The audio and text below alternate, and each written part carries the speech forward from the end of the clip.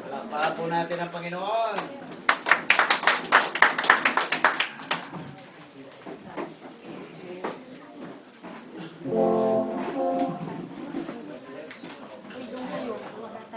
Mga bata dito.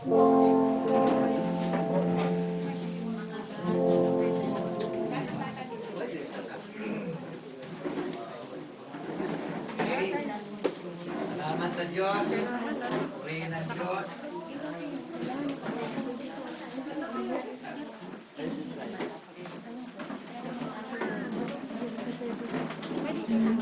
Tayo naman po ay sumako sa ating pag-aaralan sa isa't isa. Alam mo ba tayo makinig ng salita ng Panginoon? Amen! Ang ating pong paksa sa umagang ito ay may kinalaman po sa kinasasaligan ng mga apostol at ng mga propeta na kung saan tayo po ay mga isinasalig din naman. Sa aklat po na isinulat ni San Pablo Apostol sa mga taga-Efeso, chapter 2. Tunghayan po natin, Ephesians chapter 2. Simulan po natin ang pagbasa mula sa talatang 19 hanggang sa talatang 22. Ephesians chapter 2, 19 to 22. Sabi po ng Biblia, Kaya nga, hindi na kayo mga taga-ibang lupa at mga manglalakbay, kundi kayo'y mga kababayan na kasama ng mga banal at sangbahayan ng Diyos, ng mga itinatayo sa ibabaw ng kinasasaligan ng mga apostol at ng mga propeta, na si Kristo Jesus din ang Pangulong Bato sa panulok. Nasa kaniya'y ang buong gusali na nakalapat na mabuti ay lumago upang maging isang templong banal sa Panginoon. alright. So, ang ating pong bibigyan ng pansin o diin ay yung pong talatang 20 na sinasabi po na mga itinatayo sa ibabaw ng kinasasaligan ng mga apostol at ng mga propeta na si Kristo Jesus din ang pangulong bato sa panulong. So, my brothers and sisters in Christ, mula po sa mga apostol, sa mga propeta, sila po ay mga itinatayo. Alright? Sa bato. Okay? Sila po ay mga itinayo sa bato. Alam po natin na ang bato na tinutukoy dito na siyang panulok ay ang ating Panginoong Hesukristo. Amen po ba? Amen. Ngayon po, unfortunately, nakatuntong lang po o nakatayo lamang sa bato. Hindi po pinakikinabangan ng marami yung pagkakatayo nila sa bato na siyang si Kristo. Bakit po? Kasi marami po ang tumanggap lamang kay Kristo tumayo lamang kay Kristo, pero hindi naman po tinatanggap yung bato na siyang aral ng ating Panginoong Heso Kristo. Alright? So yung pong pagkakatayo sa bato will be useless not unless tinanggap natin yung aral ng ating Panginoong Heso Kristo. Marami po ang tumatanggap sa ating Panginoon. Sa katunayan, maraming mga grupo ang nagsasabi, tanggapin ninyo si Jesus! Tanggapin ninyo si Jesus! Tinanggap naman ninyo? Amen! Ligtas na kayo. Pwede ba tanggapin lang ang pangalan ng Panginoon na hindi mo naman tinatanggap ang kanyang aral? Paano ka titibay sa iyong pananampalataya kung pangalan lang ni Jesus ang tinanggap mo? Iniwan mo naman ang aral niya. Amen po ba? Amen. Kailangan tinanggap mo si Jesus, tanggapin mo ang kanyang turo, ang kanyang aral. Amen po? Amen. Basahin po natin ang patotoo ng Biblia. Colossus chapter 2, mga talatang 6 and 7.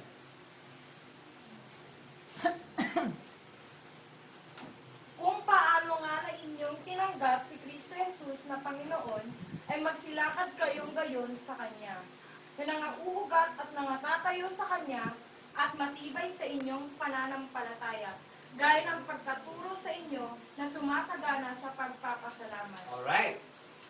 So, lumakad sa Kanya. Paano ka lalakad sa Kanya?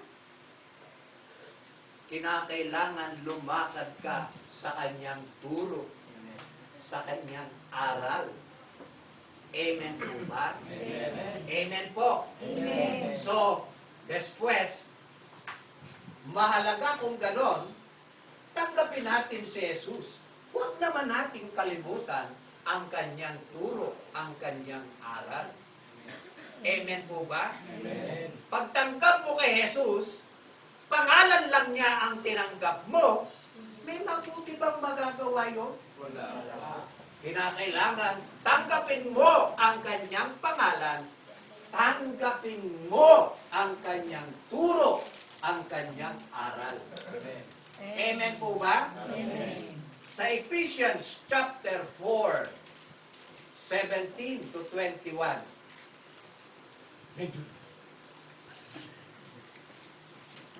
Ito nga ang sinasabi ko at sinasaksihan sa Panginoon na kayo hindi na nagsisilakad pa na gaya naman ng lakad ng mga hentil sa pagpabalalo sa kanilang pag-iisip. Nasa kadiliman ng kanilang pag-iisip ay nakahiwalay sa buhay ng Diyos. Dahil sa kahangalang nasa kanila, dahil sa pagmamatigas ng kanilang puso, na sila na sila sa di pagkaramdam ng kahihiyan ay napahikayat sa kalibugan upang kalakalin ang lahat ng karumihan ng buong kasakiman. Ngunit kayo'y hindi nangatuto ng ganitong kay Kristo. Kung tunay na siya'y inyong pinakinggan at kayo'y tinuruan sa Kanya, gaya ng katotohanan na kay Jesus. Amen. Okay? So, yung mga nandirito, mga tinuturuan. Amen po ba? Amen. Tinuturuan tayo, hindi lang tayo basta isinasaling at itinatayo kay Kristo. Naririto tayo, itinatayo, tinuturuan ng aral ni Kristo. Ang aral ng katotohanan. Amen po ba? Amen. Amen po ba? Amen. Amen. Hindi ng kataasan. Alright? Hindi ng pagmamatigas ng puso. Amen po ba? Amen. Hindi ng pagpapalalo ng isipan. Binigyan ka lang ng kaunting authority, akala mo ang lahat ay sa iyo na. Ang authority is coupled with responsibility. Sapagkat kung panay authority, magiging diktador ka naman. Okay? Pag pinagtiwalaan ka ng maliit, kasama nun ang responsibilidad mo para pagbutihin mo, pangalagaan mo ang ibinigay sa iyo. Amen po ba? Amen. Amen po ba? Amen. Ngayon, huwag naman tayong magmataas. Huwag nating bigyan ng kahalagahan ang ating sarili. Baka lumaon, tumagal, wala ka pala namang kabuluhan. Galatians chapter 6, verse 3. Pakibasa, Bombay.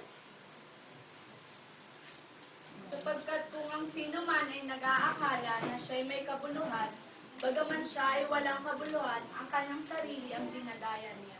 Okay? Kita natin yon. Huwag po tayong hihiwalay sa katotohanan ito. Para tayo ay laging grounded sa lupa. Amen po ba? Amen. Amen po ba? Amen. Huwag nating bigyan ng malaking importansya ang ating mga sarili. Huwag nating bigyan ng importansya kung ikaw ay maganda. Ang ganda mo ay parang damo, parang bulaklak, nalalanta, naluluoy, nalalagas. Okay ba? Amen po ba? Amen. Alright? Let us all be focused and stay grounded. Amen po? Amen. Lagi tayong umasa sa Diyos. Amen. Yan ang katotohanan, mga kapatid. Amen po ba? Amen. Sino ka man, ano ka man, kalagayan mo sa buhay, it's only temporary. Walang permanenteng mangyayari sa mundo kung hindi ang pagbabago. Amen. Araw-araw, maya't maya, nagbabago. Amen po. Amen. Ngayon, ikaw ang in. Okay? Mamaya, baka hindi na ikaw. Hindi mo mai-adjust ang sarili mo, maiiwan ka. Amen po ba? Amen. Alright. Dito po sa ating maliit na grupo na malaki.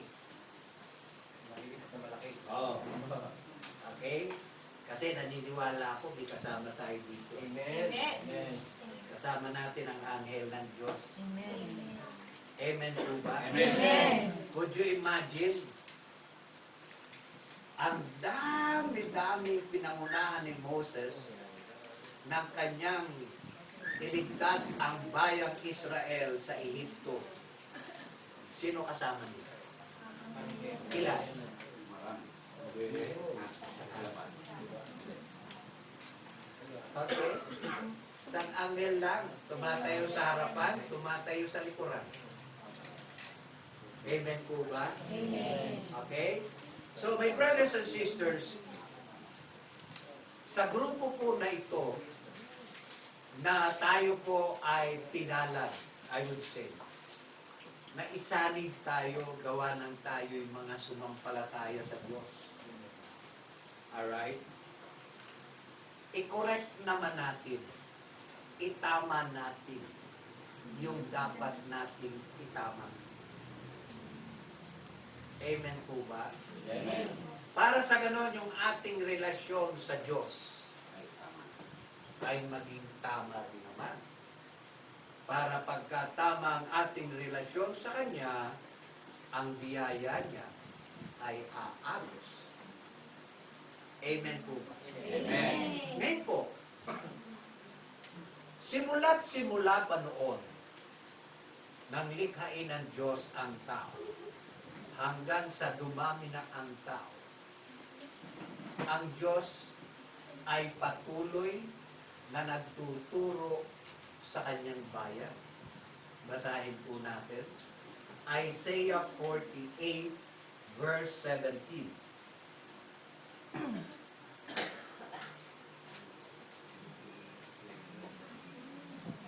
Basa. Ganito ang sabi ng Panginoon, ng inyong manunubos, ng banal na Israel. Ako ang Panginoon mong Diyos, na nagtuturo sa iyo ng mapapakinabangan na pumapatnubay sa iyo sa daan na iyong marapat na lakaran. Amen. Okay? Tingnan mo, no? Ang Panginoon ang nagtuturo. Ano yung tinuturo niya?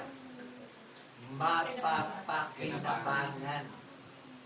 Amen po ba? Amen. So, mahalaga therefore, na yung itinuturo sa atin ng Panginoon ay bigyan natin ng halaga.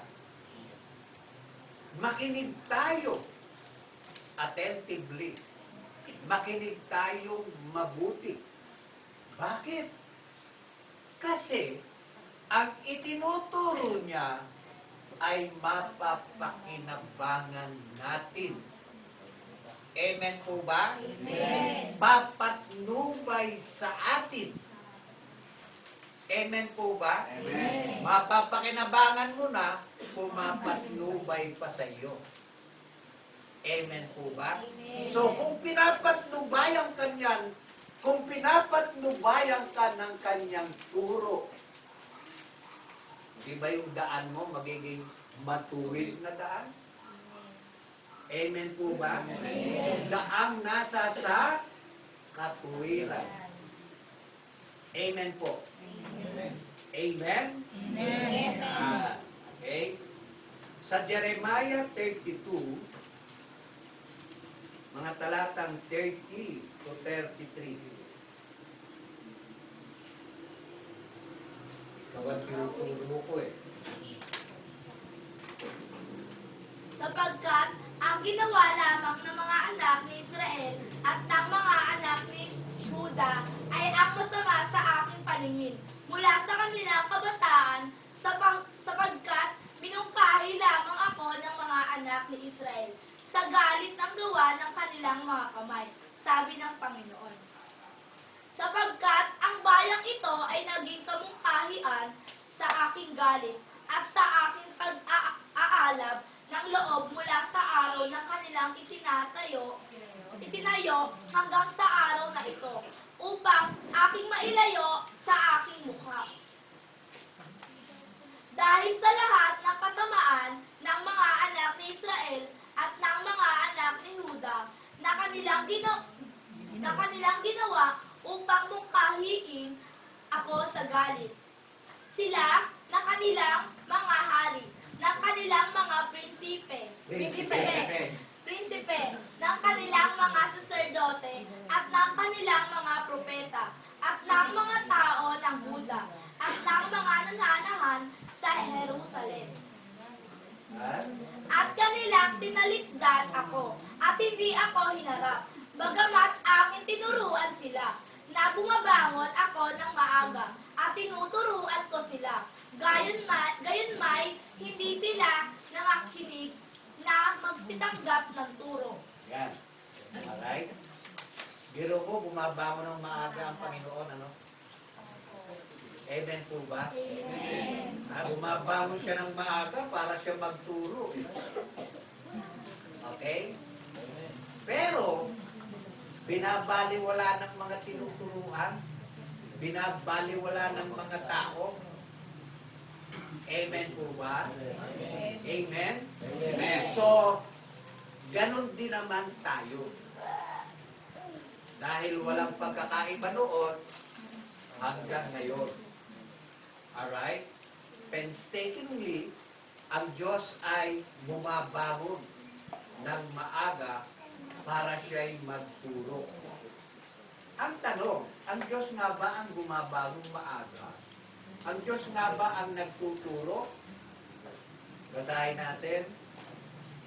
Jeremiah 29, 17 hanggang 19. Glory. Bakit? Panginoon ng mga hukbo. Narito, aking susubuhin sa kanila ang taba, ang kagutom at ang salot, at gagawin ko silang parang masamang igos, na hindi makakain dahil sa nangapakasama. At aking hahabulin sila ng taba at kagutom, at ng salot. At aking ibibigay sila sa kakusyaan na paruot parito sa gitna ng lahat ng kaharian sa lupa, upang maging kasumpaan, at katigilan, at kasutsutan, at katuyaan, sa gitna ng lahat na bansa na aking pinagtabuyan sa kanila. Sapagkat hindi sila nangakinig sa aking mga salita, sabi ng Panginoon, na aking mga ipinasugo sa aking mga propeta, na ako'y bumangong maaga at sinugo ko sila. Ngunit hindi ninyo dininig sila, sabi ng Panginoon. Amen. So ang Diyos bumabangong maaga. Isinusugo niya ang kanyang mga propeta. So therefore, sa panahong nakaraan, sa lumang tipan, mga propeta ang kanyang isinusugo para siyang magsalita para sa kanya.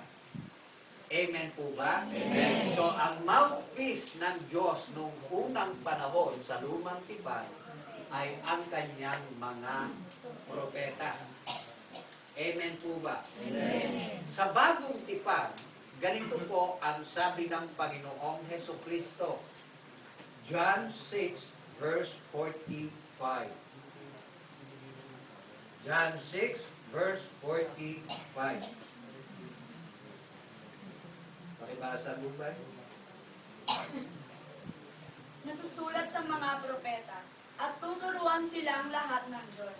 Ang bawat nakarinig sa Ama at natuto ay lumalapit sa akin. Amen. Okay? So sabi ni Lord Jesus Christ, tuturuan silang lahat ng Ama. Okay? So therefore, lahat na.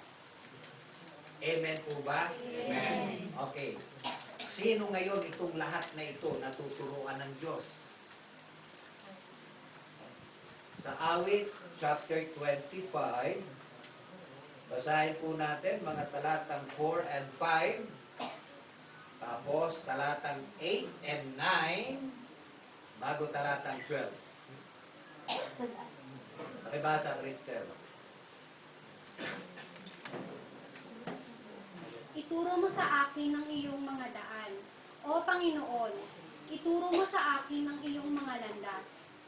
Patnubayan mo ako sa iyong katotohanan at ituro mo sa akin, sapagkat ikaw ay Diyos ng aking kaligtasan. Sa iyo'y naghihintay ako buong araw. Yan ang sinabi ni Haring David.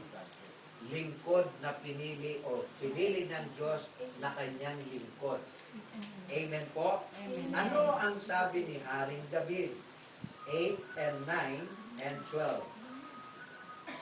Mabuti at matuwid ang Panginoon, kaya't tuturuan niya ang mga makasalanan sa daan. Ang maamo ay papatubayan niya sa kahatulan, at ituturo niya sa maamo ang daan niya. 12. Anong tao siya na natatakot sa Panginoon? Siya ang tuturuan niya ng daan na kanyang pipiliin. Amen. So, wala palang pinipili ang Diyos, ano? Tuturuan niya yung mga makasalanan. Di ba? Kaya tayo, nandito kasi kabilang siguro tayo sa mga makasalanan. Amen ba? Natuturuan ng Diyos, ano?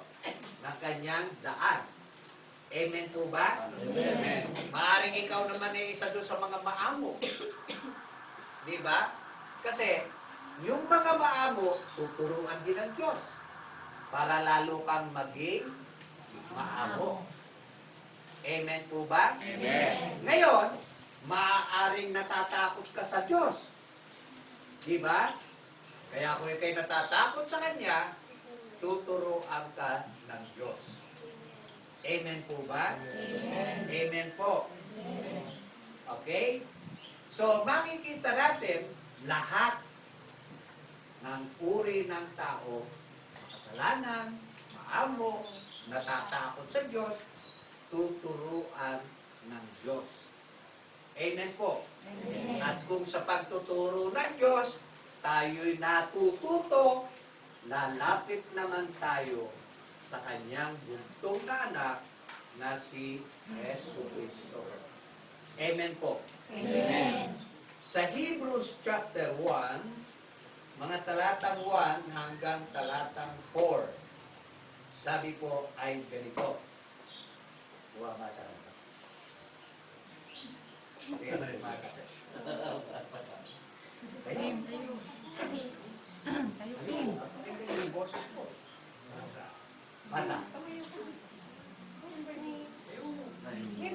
Ang Diyos ang nagsalita ng unang panahon sa ating mga magulang sa iba't ibang panahon at sa iba't ibang paraan sa pamamagitan ng mga propeta. Oh. Two. Ay nagsalita sa atin sa mga huling araw na ito sa pamamagitan ng kanyang anak na siya'y itinalaga na tagapagmana ng lahat ng mga bagay na sa pamamagitan naman niya ginawa ng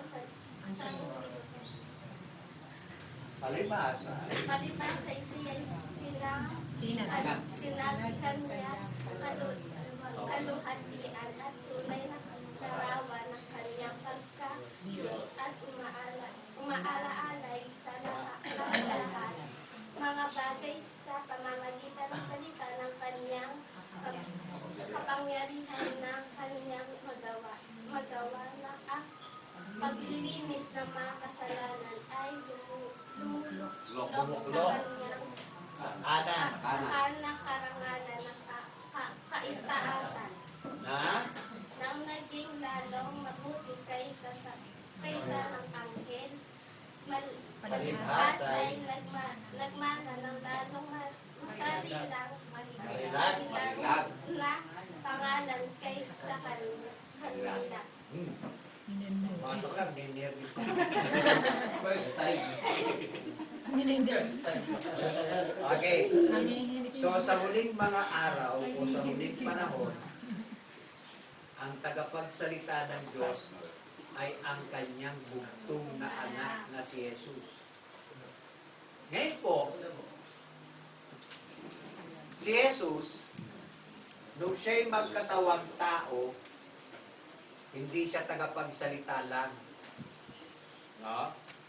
Siya po ay taga-pangaral.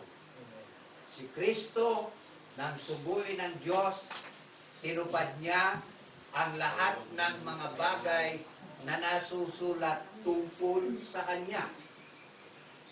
Si Kristo ay taga-pangaral. Basahin po natin Lucas chapter 3, 21 to 23.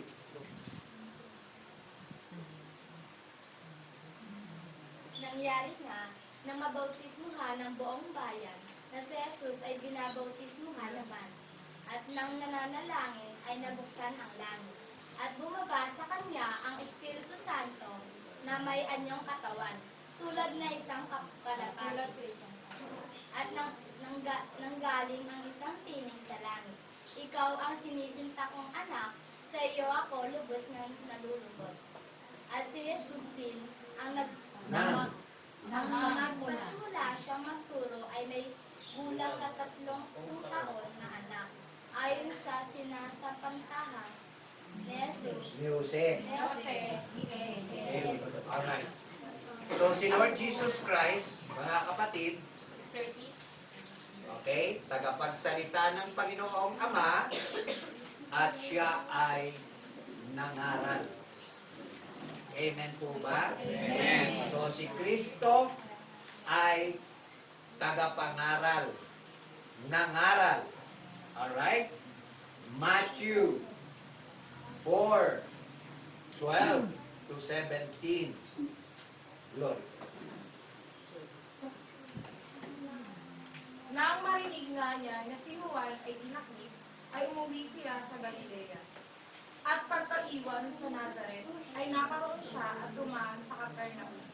na nasa tabi ng dagat, sa mga hangganan ng Zabulon at Neftali, upang maganap ang sinalita sa pamamagitan ng propeta Isaiah na nagsasabi, ang lupa ni Zabulon at ang lupa ni Neftali sa gawing dagat, sa dako paroon ng Jordan, Galilea ng mga Heti.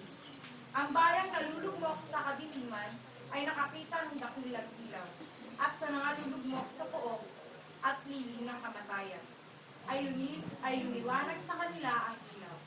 Mula noon ay nagpasimulang mangaral si Jesus at magsabi, Mangagsisi kayo, sapagkat malapit na ang kaharian ng langit. Amen. Alright? So, después, mga kapatid, mahalaga po na ating malaman ang turo ng ating Panginoong Jesucristo. Amen po ba? Para sa ganon, sa ating pananampalataya, sa ating napapakinggan, alright, sa pamamagitan ng pagtuturo sa atin, sa kasalukuyang panahon, ng mga salita o ng mga aral na ipinangaral ng Panginoon. Alright? Tayo po ay tumitibay sa bato na ating kinatatayuan. Amen po ba? Amen. Tulad po ng aking sinabi kanina, tinanggap mo ang pangalan ni Jesus na ating Panginoon at tagapagligtas. Ngunit, hindi mo naman tinanggap ang kanyang mga aral at turo, anong kabuluhan kaya? Mayroon niyang pagtanggap mo sa kanyang pangalan. Kinakailangan, tanggapin mo siya ang pangalan ni Jesus, tanggapin mo ang kanyang turo, tanggapin mo ang kanyang aral para tumibay ka sa kinatatayuan mong bato na siyang ating Panginoong Jesucristo. Yung bato, yun din ang kanyang turo, yun din ang kanyang aral. Amen po ba? Amen. Nakukuha ba natin? Amen. Amen po ba? Amen. Okay? Accepting the name of the Lord, dapat accept din natin ang kanyang turo. Amen. Amen po ba? Amen. Amen? Amen. Hindi po pwedeng isa lang. Dapat pareho. Amen po? Amen. Ngayon, ang ating Panginoong Jesus, hindi siya nangaral na mag-isa. Kumuha siya ng kanyang mga katulong. Amen po ba? Amen. Amen? Amen. Basahin po natin na siya ay kumuha ng kanyang mga alagad. Shortcut na natin. Matthew 10, 1 hanggang 8. Sino bumasa kanina? Okay, ikaw ngayon. At pinalapit niya sa kanya ang kanyang 12 alagad.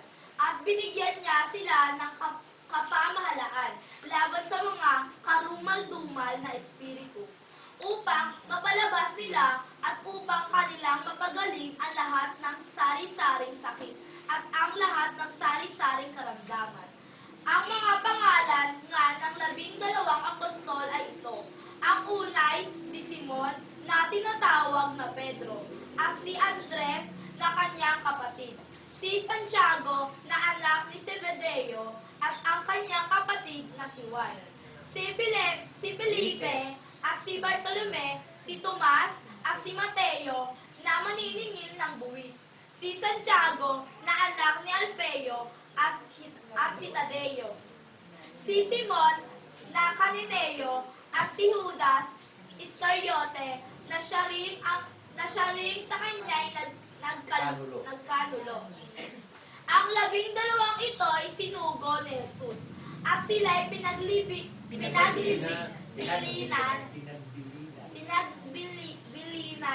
ng sinasabi, huwag kayong magsitungo sa alinmang daan ng mga hinti, at huwag kayong magsipasok sa alinmang bayan ng mga taga-Samaria. Kundi pagkos, magsiparoon kayo sa mga tupang nangawaglit sa bahay ni Israel.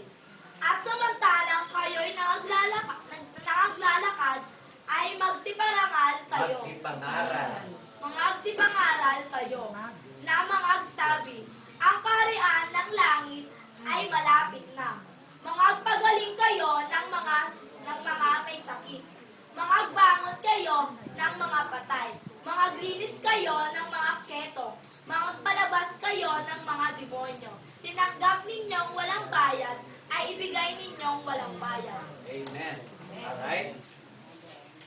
So, sabi po, ng Panginoon, doon sa kanyang mga alagad, isinugo niya. Alright? Magsipangaral kayo, sabihin ninyo, ang kaharian ng langit ay malapit na. Magpagaling kayo ng mga may sakit, magsipagbangon kayo ng mga patay, maglinis kayo ng mga ketong. Alright?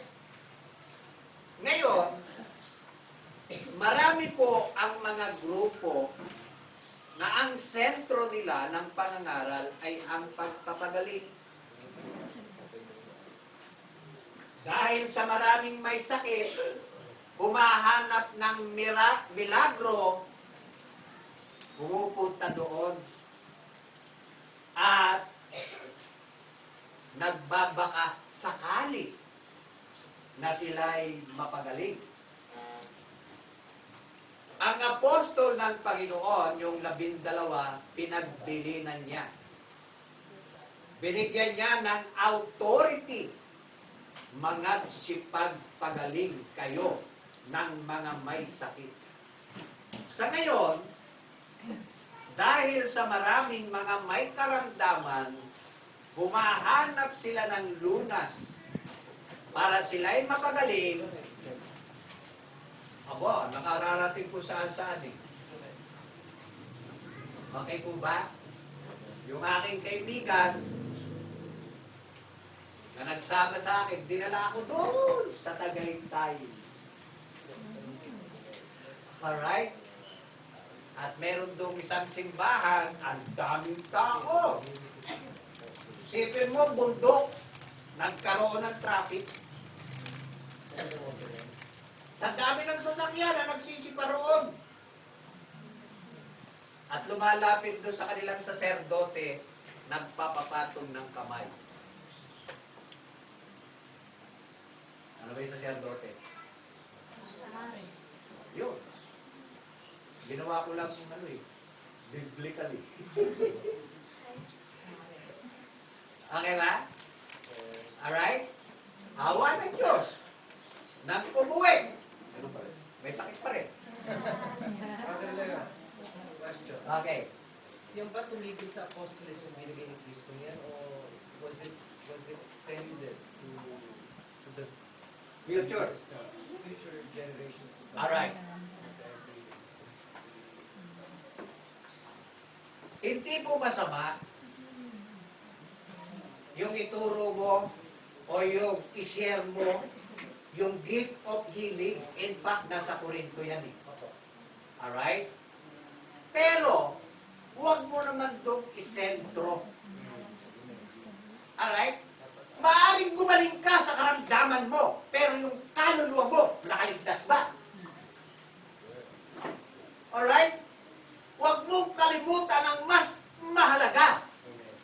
Ang turo ng kaligtasan ng ating kaluluwa. Hindi masama na magkaroon ng pagpapagaling. In fact, gift yan sa church. Pero hindi lahat nagpapagaling. At hindi lahat ay binigyan ng gift of healing. Amen po? Amen. Baka doon masentro. Gagaling ka! Gagaling ka! Tanggapin mo si Jesus. Magaling ka na ba? Doon, magaling. Paglabas, pag-uwi. Aray ko. Andun pa rin. Tulad ng kapitbahay namin, cancer of the bones. Dumalo sa isang charismatic na pagtitipon. High na high sa espiritu. Praise the Lord, hallelujah. At tabar mo ng kantahan ng parang praise song and worship song. Dumating yung healing time, pinalundag ng pastor. Magaling ka na, kapatid! Magaling ka na! Salamat sa Diyos! Salamat sa Diyos! Magaling na ako pag-uwi, patay. O bakit? Cancer of the bone, pinalundag mo ng pinalundag. Ay, hindi yung puti nagkakudurog-durog. Oh, Sister Marie, yung pangyayari doon sa PICC ground, Buntis. may buntis. Lundag, tatlo, lundag. Inom ng itlog. Lundag. Pag-uwi, naagasan. Doon pa lang nagana. O, doon pa lang, naagasan na. Dinugo siya doon. Okay? So, hindi lahat. Huwag mong isentro ang pangangaral mo sa pagpapagaling. Isentro mo sa kaligtasan ng kaluluwa ng taong kinakakay mo. Amen. Amen po ba? Amen. Amen? Amen. Natiwala sa iyo ng Diyos. Gamitin mo. Amen? Amen. Alright.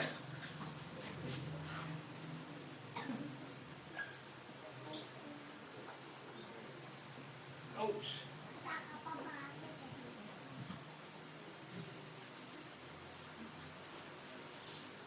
Meron po kasing sinabing ganito.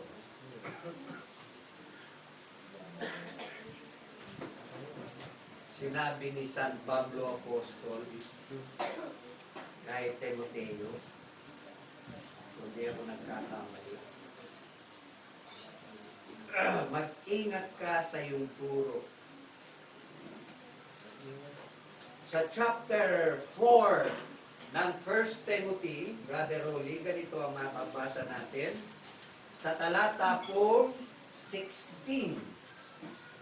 Makibasa Bombay. Mag-ingat ka sa iyong sarili at sa iyong turo. Manatili ka sa mga bagay na ito, sapagkat sa paggawa nito ay ang iyo ring sarili ang ililigtas mo, at pati ng mga nagsisipangnig sa iyo. Sipin mo, tungkulin ng mga ngaral pala yan. Iligtas mo yung sarili mo, pati na ang mga nakikinig sa iyo. Amen po ba? Amen. Amen po ba? Amen. Kaya, tama yung sabi ni Lord Jesus Christ talaga. Pag bulag ang umaakay sa bulag, kapwa sila mahuhulog sa bukay. Amen po? Amen. Kaya iingat din tayo. Baka yung umaakay sa atin, dadalhin tayo sa hukay. Hindi sa kaligtasan. Amen po? Amen? Amen. Kaya, bagaman nag-utos ang Panginoon sa kanyang mga alagad, humayo kayo. Ang utos niya, eto pa eh. Tinanggap ninyong walang bayad, ibigay ninyong walang bayad. Amen po ba? Amen. Ang turo ng ating Panginoong Jesucristo, walang bayad. Amen? Amen. Kung nagpapabayad. Kay Kristo ba yun? Sagot! Hindi. Kung nagpapabayad. Brother, Kay Brother, Satanas. Food donation. Laboratory donation. Oh, iba yan. Darating tayo dyan, maya-maya, Brother Rolly, ha? Medyo lulundag lang tayo, eh. Alright. Pag sinabi ko, Brother Rolly, tanda mo ha, maya-maya lang. Baka yung tanong ko, hindi ba satisfied? Sana satisfied natin yan. Ayoko lang tumalon doon sa topic. Alright. Ibinigay na walang bayad. Tinanggap mong walang bayad. Ibigay mo walang bayad. Ano? May nagpapabayad ba? Meron. Sagot! Meron. Dami. O, di ba? Pagdating ng All Saints Day, may mga nakasuot puti. Doon sa nicho mo, bulong-bulong. Anong tawag doon? Ano ng tubig? Bindita. Sa palagay mo kaya, gaganunan ka kung wala kang dato? Kung wala kang, Hindi po. kung wala kang sobre? Hindi po. Ang tanong ito, how selfish are they? Masyado silang makasarili. Makapagliligtas pala yun, eh bakit hindi pa nilang bendisyon ng lahat? Kung talagang makapagliligtas yun. Tama ba rin? Tama. Masyado sila kung makapagliligtas yun. Bakit kung wala sobre hindi nila ganunan? O, di hindi totoo makapagliligtas pala yun. Okay ba? Hindi lang tayo mulat sa katotohanan ng aral ng Panginoon Jesucristo. Binulag tayo ng ating maling pananampalataya. Maling paniniwala. Amen po ba? Amen. O, nang bautismohan si Jesus, ilang taon? 30. 30. Dapat bang bautismo ng bata? Sanggol? Walang alam, walang muwang sa aral ng katuwiran ang mga sanggol. Amen po ba? Amen. Okay? Nasaan yan? Ebreo. Okay? Basahin natin.